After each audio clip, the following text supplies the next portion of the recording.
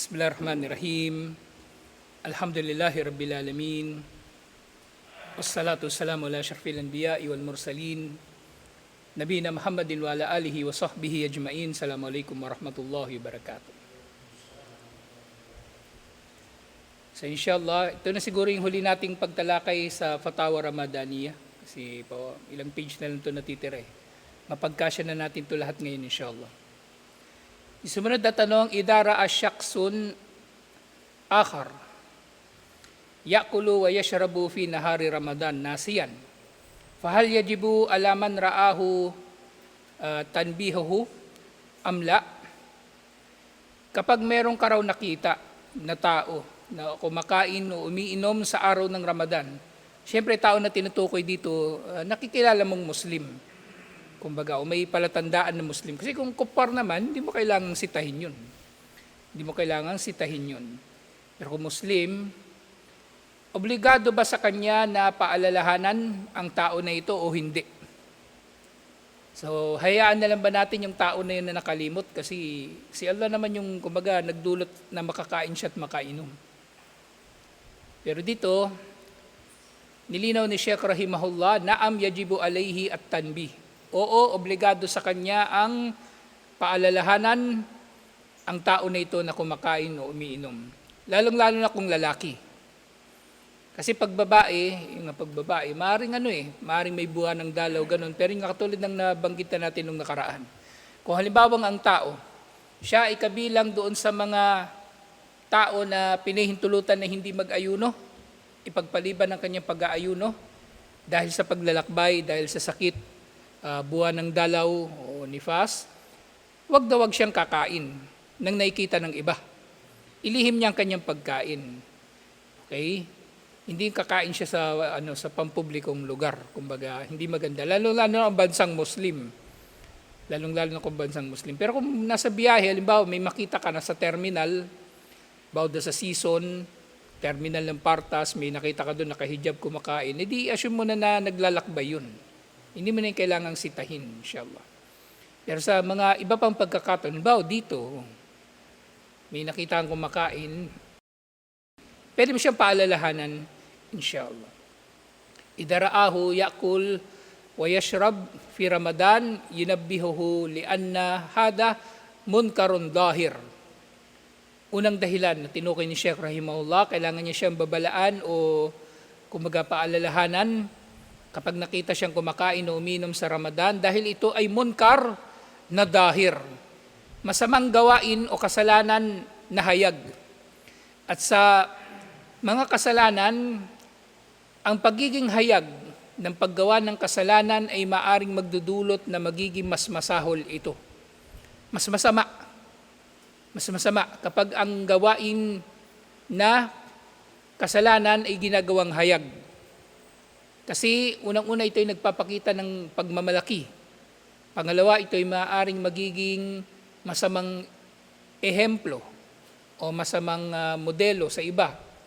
Bawa naninigarilyo pa, di ba? Naninigarilyo, Ramadan na Ramadan, araw ng Ramadan, naninigarilyo. E di ubod ng yabang yung tao na yon. Tapos gusto pa niya na maging ehemplo siya para sa iba. Yun kailangan talagang sitahin. Wajib. Kailangan talagang sitahin. At sa lahat ng mga kasalanan nga, mas malaki ang pananagutan sa kasalanan na ginagawang hayag. Halimbawa nga niyan, halimbawa mayroong kasalanan na inililihim na ginagawa ng isang tao. Lihim na niya ginagawa. Tapos natuklasan mo, iba yung magiging approach mo sa kanya doon sa tao na hayagan na gumagawa ng kasalanan. Bawa si Robin ngayon, si Robin, may hinalikan siya doon sa Netherlands, nagpapa-picture sa kanya tapos hinalikan niya. Matinubang tao yun. Yung ganung tao, sinusupil yun, harap-harapan. Pero kung yung tao, halimbawa si Rashid, nagdakaw ng halik, iba yung magiging approach natin. Rashid, bawal niyang ginagawa mo, hindi maganda yan. Diba? Magkaiba. Kasi munkar dahir, yung ginawa ni Robin Padilla, si Rashid, kumbaga lihim, so magiging iba yung approach sa kanya. Ganun din sa mga kasalanan na kasalanan na yung naapektuhan nito sarili lang niya kaysa dun sa kasalanan na nakakaapekto pati sa iba. Mas malaki, mas masahol yung kasalanan na nakakaapekto sa iba. Yung nga, yunabbahu alihi, wa huwa ma'durun in kana nasiyan wa sawmuhu sahih. So ganyan pa rin, kahit pa maaari nating kunin, panghawakan yung dalil na hindi siya nagkakasala, di ba? Kasi halimbawa nakalimot siya. Pero regardless, paalalahanan pa rin siya. Paalalahanan pa rin siya. Bakit ka kumakain Ramadan ngayon? O di kung nakalimot siya, edi nakaalala siya. Kung nakalimot siya, edi nakaalala siya. Alhamdulillah. Tama pa rin. Nga, man nasiya wa huwa saimun fa akala aw sharib falyutimmu sawmahu fa innama at'amahu Allahu wa saqa. Sino man ang nakalimot na siya'y nag-aayunot, kumain siya at uminom, kumpletuhin niya ang kanyang fasting dahil si Allah lamang dahil si Allah ay nagpakain at nagpainom lang sa kanya. Kumbaga, yun ay kumbaga pinahintulutan ni Allah sa kanya. At hindi nga siya mapapanagot dito na mawawalan ng saysay ang kanyang pag-aayon. Ang mapapanagot siya, yung sinadya niyang kumain. فَإِذَا رَأَيْتَهُ يَأْكُلُ وَيَشْرَبْ أَنْكَرَ عَلَيْهِ. Kapag makita mo siya na kumakain at uminom, i-inkar mo ito. Inkar, ibig sabihin, ipapahayag mo sa kanya na ito ay kasalanan, na ito ay mali. Ito ang ibig sabihin ng inkar. Kul, ya fulan anta saim. Sapat nang sabihin mo, o pulano, bawa, nag-aayuno ka, di ba fasting ka? Yun lang sasabihin. Wala kang ibang kailangang sabihin, walang kailangang gawin. Hindi mo kailangan murahin yun. Uy, gago, ba't kumakain ka? Ba't kumiinom ka? Hindi mo kailangan gawin yun. Sabi mo lang sa kanya, di ba fasting ka? O ganun lang, sapat na, inshallah. Mahok mo man akala dhannan anna al-fajra lam yatla, thumma tabayyana lahu annahu tala. Wa man akala dhannan anna ash-shamsa garabat, thumma tabayyana annaha lam tagrub. So ano daw ang hatol sa sinamang nag-aakala na wala pang fajar at kumakain siya, pero nalaman niya, fajar na pala at kumakain pa rin siya. At gayon din, akala niya lumubog na ang araw, kaya nag-iftar na siya, pero nalaman niya hindi pa pala lumulubog ang araw. So nabanggit na natin yung isang fatwa na ganito yung nangyari, pero nangyari yun sa isang jamaa, na paaga yung adan. At yun nga, lahat sila magbabayad ng fasting sa araw na yun, kahit pa hindi nila yun sinasadya. Ang hindi nila pagkakasadya sa pag-iftar, sa pagkakataon na yun, wala silang kasalanan. Pero nananatili na nasira ang kanilang fasting. Pero syempre may iba pang mga scholar na may ibang pananaw na hindi masisira ang kanilang fasting. Pero nga si Sheikh bin Baz rahimahullah, mahigpit siya sa mga bagay na ito. Kaya nga lagi niya nababanggit yung salitang ahwat sa napakarami na nating mga natalakay na fatwa niya. So dito sabi niya, man alima annahu akala ba'dal fajri o qabla ghurubi syamsi yakdi. So ganun pa rin yung kanyang fatwa. Sino man na nalaman niya kalaunan na kumakain pa rin siya kahit tapos na ang adan ng fajar. Ibig sabihin kahit dumating na ang oras ng fajar. O nakapag-iftar na siya bago pa lumubog ang araw, babayaran niya ang araw na yun. Nasira ang kanyang fasting. Wala siyang kasalanan. Yun nga yung kahulugan ng hadith, Inna Allah tajawaza li ummati al-khata wa nisyan wa mastukrihu alayh. Pinaumanhinan ni Allah para sa aking umma ang pagkakamali, ang pagkalimot at ang ipinilit sa kanila. Na itong mga bagay nito, yun nga isang kahulugan nito, kapag nagawa mo, wala kang kasalanan. Pangalawang kahulugan, kapag nagawa mo, hindi masisira ang anumang iyong ginagawa. Pero dito si Sheikh rahimahullah sa bagay nito, sira ang gawain ng fasting, pero wala siyang kasalanan. Hindi katulad nung sinasadya na magputol ng fasting.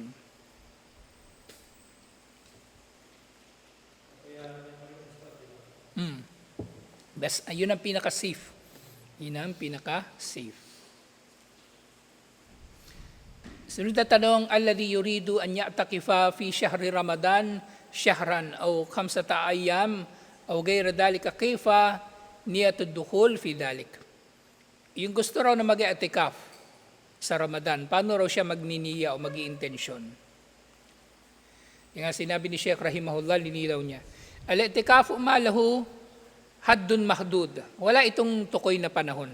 Pwede kang mag-i'tikaf 1 oras, 2 oras, 1 araw, 10 araw, buong Ramadan, pwede. Lakin al-afdal al-ashr al-akhira, pero pinakamainam ang i'tikaf sa huling 10 gabi ng Ramadan o huling 10 araw ng Ramadan na ginagawa nga ni Propeta Muhammad sallallahu alaihi wasallam. Pero syempre nga sa panahon natin ngayon, marami nang pinagkakaabalahan na iba yung tao. May trabaho, may mga anak na inaasikaso, may pag-aaral. So pwedeng gawin natin kung ano yung kaya nating gawin na i'tikaf, inshallah. Yun nga, kan Nabi sallallahu alaihi wasallam ya'takiful ashar al-akhira kullaha alaihi salatu wassalam. Si Propeta Muhammad sallallahu alaihi wasallam 10 araw siya nag-i'tikaf sa last 10 days ng Ramadan. Wa idha taqafa yawmun aw yawmain fala ba'sa al-amru wasi'un walhamdulillah.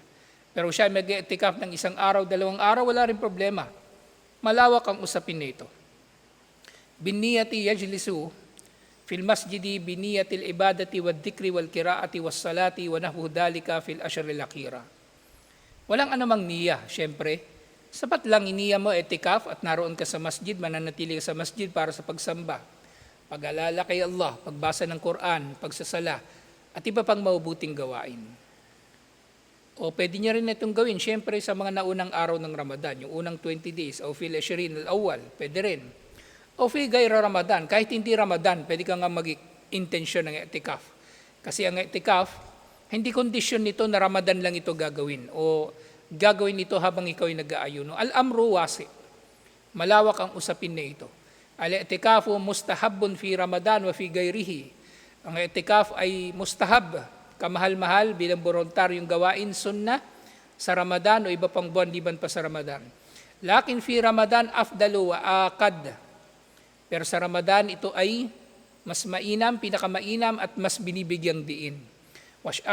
Wal ashrul akhira akad. At siyempre mas binibigyang diin ito sa last 10 days ng Ramadan. Sumunod, rajulun balaga fi khamsati ashara sana. Meron daw lalaki, dumating na siya sa hustong edad ng 15 years old. Lakinnahu lam yabda bisiyami wa illa amrahu ashruna sana ma annahu muhafidun alas salah. So meron daw taon, lalaki, lumampas na siya sa edad ng 15 years old. Pero nga, inabutan na siya ng 20 years old, hindi pa rin siya nagpa-fasting. Pero nagsasala siya. Famahok mo dalik, anong hatol sa kanya? So kumbaga, sa mga panahon na siya ay mukallaf na ng fasting, so meron siya 5 taon na Ramadan na hindi niya napag-ayunuhan. So ano daw hatol sa kanya? Man balaga walam yasum, sabi ni Sheikh rahimahullah, alayhi an yakdi. So marapat daw niyang bayaran yung mga panahon na yun na hindi niya napag-ayunuhan. At alhamdulillah, sa kalagayan niya, 5 taon lang yung lumipas. Madali na lang yung pagbabayaran niya kahit, gagawin niya every other day, mag-fasting siya. Sa 1 taon, tapos niya yung utang niya na 5 buwan. 5 buwan, kumbaga sa 5 taon. Pwede. Mahirap yung 60 years old. Saka ka lang simula mag-fasting, di ba? Diba? Araw-araw, ilang taon niyang gagawin yung araw-araw na fasting. So ito, alhamdulillah, maaga na realize niya. Ito nga ang kahalagahan ng yung kaalaman. Na kumbaga, yung tao, kapag namumuhay siya sa liwanag ng kaalaman, madali sa kanyang maitama yung kanyang mga pagkakamali, inshallah. Yakdi siyam sanatan o sanatain.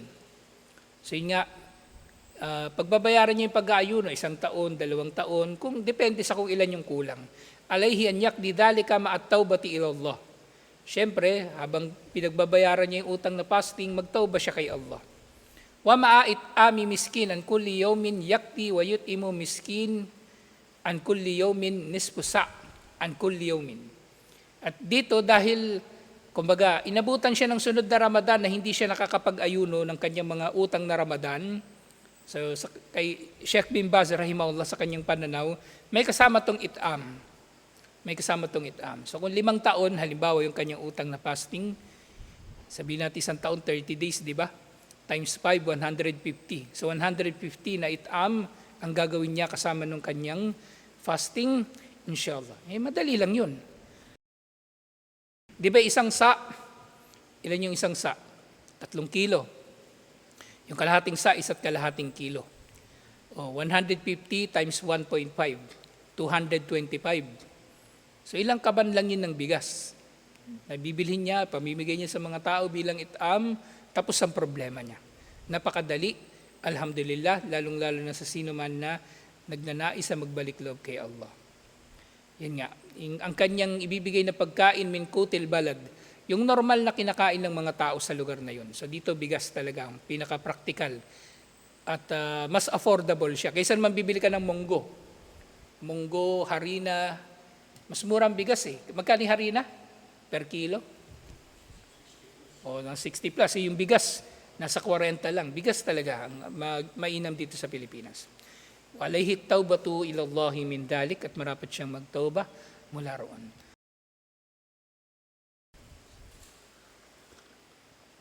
Sumunod na tanong, na'mal min samahatikum tawdihu as-sunan al-warida fi siyam. Ano-ano raw ang mga sunna sa pag-aayuno? So unang sinabi ni Sheikh rahimahullah, an yasuma biniyati taqarrubi ila Allah la riaa wala sumaa. Marapat ng tao ay mag-iintensyon ng kanyang pag-aayuno ay pagpapalapit kay Allah. Hindi para magpakitang tao o hindi para magparinig sa mga tao na siya ay nag-aayuno. Yung nga, problema ito ngayon, lalong-lalo na social media. Lahat na lang nire-report sa social media. Sahur dan, iftar dan, tarawih dan, Laylatul Qadr, pati Laylatul Qadr, nilalagyan niya dan. Paano niya nalaman na inabutan niya yung Laylatul Qadr? Buti pa siya, alam niya. Ang galing. So, magandang payo ito ni Sheikh, mashallah. So, ano talaga? Ikhlas pa rin, babalik sa ikhlas. Yanwi fil layli siyami taqarruban ilallahi wa rijaa fadlihi. Sa bawat gabi, mag-intention siya ng pagpapalapit kay Allah at paghahangad ng kanyang biyaya. Wa yasumu siyamahu an maharimillahi wa anil giba wan namima wa majalisi ahli lagwi wa sairil maasi. Sa kanyang pag-aayuno, hindi lang siya nag-aayuno na yung tiyan niya lang yung nag-aayuno, na hindi lang siya kumakain na tumiinom. Dapat nag-aayuno din ang kanyang buong pagkatao. Sa pamagitan, yun nga, sabi ni Sheikh, pag-aayuno mula sa pinagbabawal ni Allah. Kung nag-aayuno ang tiyan mo, dapat mas nag-aayuno yung dila mo sa panlilibak o pagchichismis o kaya pagsama sa masasamang mga tao. At iba pang paggawa ng masama o kasalanan. Yajibu an yasuma siyamahu amma haramallah. Marapat na ang kanyang pag-aayuno ay samahan niya rin ng pag-aayuno o paglayo. Di ba ang kahulugan talaga ng pag-aayuno, naalala nyo? Imsak. Ibig sabihin ng imsak, paglayo, pagpigil. Pag sinabing mask, pagpigil, paghawak. So ganun din, hawakan mo, pigilan mo yung sarili mo na magkasala. Kasi kung nagpa-fasting ka, tapos hindi mo naman pinipigilan yung sarili mo na gumawa ng ibang gawain na masama, maaaring nakabawas yun sa reward at maaaring hindi rin tanggap ang fasting mo. Lalong-lalo na sa, kumbaga, sukdulan na epekto ng kasalanan sa fasting. Wa an takuna lahu niyatun salihah la riyaa wala sum'ah. O inulit na naman ni Sheikh. Sa kanyang intensyon, ang intensyon niya ay mabuting intensyon, hindi pagpapakitang tao o pagpaparinig. Wala siya ibang intensyon illa taqarrubu ila Allahi jalla wa ala. Wala siyang intensyon liban na lamang sa pagpapalapit kay Allah. Ma'al hadri ma yagdabullahu min may yugdibullahu o yugdibullah. Malhadri ma yugdibullah min sairil maasi. Kailangan yung pagilagan ng anumang gumagalit kay Allah ng mga kasalanan. Alhamdulillah. So, ito yung isa sa mga bagay na nakalimutan ng mga nag-aayuno. Lalo na ngayon, ang daming panatiko. Panatiko ni Duterte, panatiko ni Bongbong, kung ano-anong kakabalahan nila. Ramadan na Ramadan, dapat maging mas mabuti tayo pag Ramadan, inshallah. Sunod na tanong, i'tada al-kathir minan nisa walil asaf asyadid fi syahri Ramadan ad-dhihabi lil aswaqi wa hunna ala zinati wa tatayyubi li fitnatir rijal. A'udhu billah. So nakasanayan daw ng marami sa mga kababaihan na kahit buwan ng Ramadan, lumalabas sila at pupunta sila sa mga pamilihan na nakaalahas at nagpapabango na sila ay nagiging tukso sa kalalakihan. Mahok mo hadal amal. Anong hatol sa gawain na ito? Wama nasihatakum lahunna wa jazakumullahu khaira. Actually, totoo ito. Kasi 6 na taon ako sa Saudi. Ang mga tao mas aktibo sa Ramadan paggabi. Ang mga mall bukas paggabi sa Ramadan. Hanggang hating gabi na yun bukas. At tandun nga yung marami sa mga nagpupunta ng mga mall, kababaihan. Minsan lang ako napunta ng mall ng Ramadan ng gabi. Minsan nga lang talaga ako lumabas pupunta sa mga mall. Pero napansin ko talaga ito. Na talagang parang sabi nga nila parang mga demonyong nakawala kapag nag-iftar na o kapag pagkatapos ng Eid.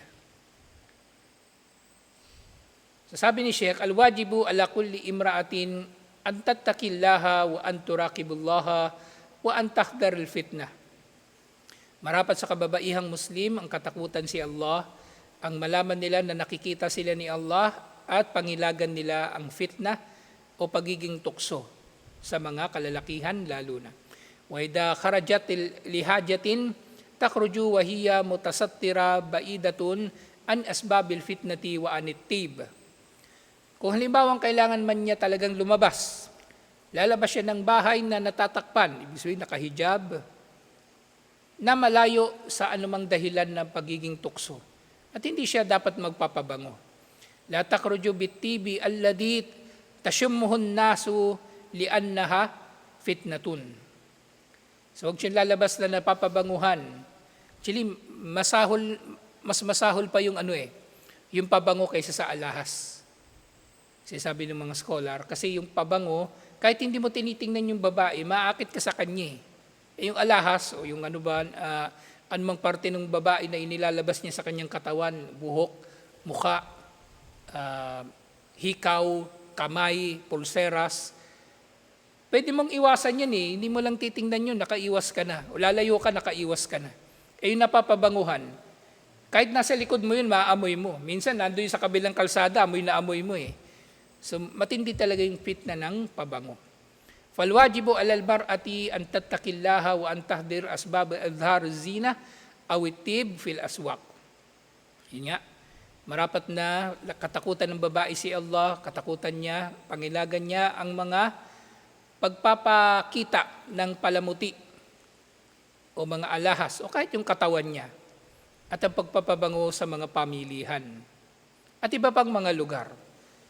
Fil aswaqi aw gayraha awit tatarrafat, awit turukat.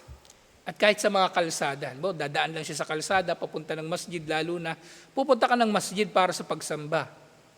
Tapos naka-makeup ka pa, pabango, tapos yung abaya mo, sikip-sikip, tapos kikembot-kembot ka pa maglakad. Sarap sipain Kaya nga makikita mo yung ibang mga, may biyaya din talaga sa kung mahigpit ang pamunuan, lalong-lalo na sa mga pamayanan ng mga Muslim. Bawa niyan sa mga lugar ng mga Muslim sa Cotabato halimbawa, makikita mo talaga yung paghihigpit nila sa mga bagay na ito. Yan nga, min baitin ila baitin, yajibu an takuna baidatun an asbabil fitna. Yung nga, kung saan man siya pupunta, so dapat siyang lumalayo sa mga fitna. Na dapat siyang natatakpan, mutasattiratun baidatun an asbabil fitna, la min jihati tibi wala min jihati idhar zina wala takhruj illa lihajati baitiha khairun laha illa min haja. So dapat lalabas lang siya ng bahay kung kailangan, kung lalabas man siya, dapat malayo siya sa mga bagay na ito. At panghuling tanong, alhamdulillah, ma hukmu ma yaf'aluhu ba'da la'immatil masajid fi Ramadan haytu annahum yaqra'una al-Qur'ana fi salatit tarawih thumma yukmiluna al-qira'a fi baqiyatil furuda al-jahriyah min ajli an yaqtimu al-Qur'ana fi Ramadan afiduna an hadal amal. So meron daw ilang mga imam, ginagawa nila para matapos nila yung Quran sa buong Ramadan. Kabisado naman nila yung Quran yung ibang mga sura, binabasa nila sa tarawih. Tapos yung karugtong, binabasa nila sa Fajar, sa mga jahriyah, doon sa malalakas ang boses. Sa Fajar, Maghrib at Isya. Tapos sa Tarawih, idudugtong na naman nila kung saan sila naputol sa Isya para matapos nila yung Quran. So na raw ang masasabi ni Sheikh tungkol dito. At actually may gumagawa naman talagang ganito kahit dito sa Pilipinas. Yung nga sinabi ni Sheikh rahimahullah, al-amru wasi'un la a'lamu lihada aslan lakin kaunuhu yukhas. Ang bagay na ito ay malawak, wala siyang nalalaman na anumang dalil na pwedeng gawin ito, pero ito ay maaaring isang bagay na pahintulutan. Kasi wala rin namang dahilan para may pagbawal. Bikirati fi Ramadan was-salawat al-khams bikiraati ukhra. So, yun nga, yung ganung gagawin na pinagdudugtong-dugtong nila yung mga binabasa, sinasama nila kahit sa mga obligadong sala. Mabalaga na anis salafi annahum kanu yaj'aluna al-qira'ata ma'al fara'idi ma'al qira'ati fi qiyamil layl. Walang niulat mula sa salaf na pinagdurugtong nila yung pagbabasa sa tarawih o qiyamul layl sa mga pagbabasa sa mga obligadong sala. Mabalaga ni hada kaunuhu yaj'al qira'atul layl mustaqilla hatta yasma'ha min wara'ihi hatta yaktum. So nalalaman lang daw ni Sheikh, talagang binabasa ito doon lang sa Qiyamul Layl, sa Tarawih o sa Tahajjud. Doon lang nagbabasa ng diretso yung mga nakikilala niyang mga imam. Hada aula, ito raw yung mas priority dapat. O amal qiraati fil fara'idi takuno ala hadda. Hada huwa al-aula fima ara wal amru wasi. So sabi niya, mas dapat gawin ito sa tarawih lang at tahajjud. Pero kung gagawin ito sa iba pang lugar, sa mga sala na obligado, walang problema inshallah dahil malawak ang bagay na ito. Al-amru sahlun inshallah. Ang madali lang ang bagay nito inshallah, walang paghihigpit. Lakin kaunuhu yaj'al qira'atu salawat qasa wa qira'atu fi qiyami Ramadan mustaqilla hada huwa al-awwal. Pero yung gawin niya magkahiwalay ang qira'a sa qiyam at qira'a sa mga sala na obligado, ito ang priority. Ito yung unang dapat gawin. Hatta yasma man wara'ahu yasma qira'atuhu. Hanggang sa, upang yung mga ma'mum sa likod niya sa Qiyamul Layl, maririnig nila ng buo ang Quran inshallah. Kasi maaaring mangyari na yung mga, kasi bakante yung tao sa gabi, di ba? Sa Tarawih at Tahajjud. Pero maaaring hindi sila makakadalo sa Maghrib, Isya o Fajr kasi meron silang pinuntahan. So mas mainam na doon siya gawin inshallah. So dito nagtatapos ang Fatawa Ramadaniya ni Sheikh bin Baz rahimahullah. Assalamualaikum warahmatullahi wabarakatuh.